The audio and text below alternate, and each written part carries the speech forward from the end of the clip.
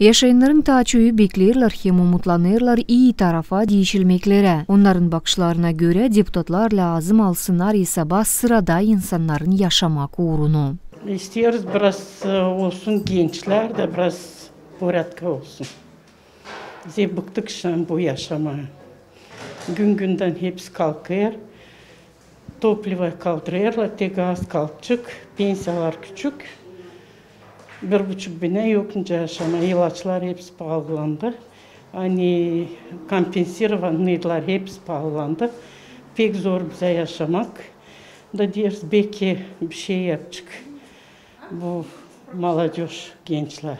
Yaşamak isterim değişsin. Olsun hepsi dilbele pahalılık. Наоборот, ta pindireyle paya. Naşı bu. Bu değil жизнь. Bu naşı. Gaz gene pinermiş. Hepsi piner. Böyle yokunca yaşama. Ne kavanca böyle yaşama. Böyle yaşama yok ince. Просто-напросто.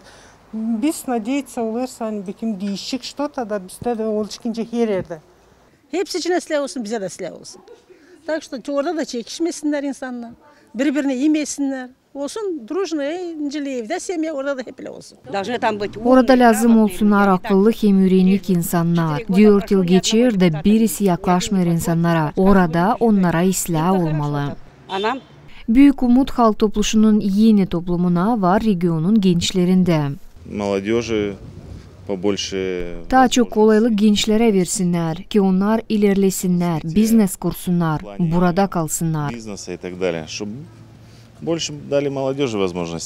Seçimlerin çıkışlarına göre sadece 17 seçim dolayında deputatlar ayrıldılar ilk turdan. 6 seçim dolayında seçimler gerçeklenmediler. Neçinliğine az insan onlara katıldı. İkinci tur 2 haftadan sonra geçecek. Alona Terzi, Grigoriy Stavilov, Mariya Kazak, OGRT Haberler.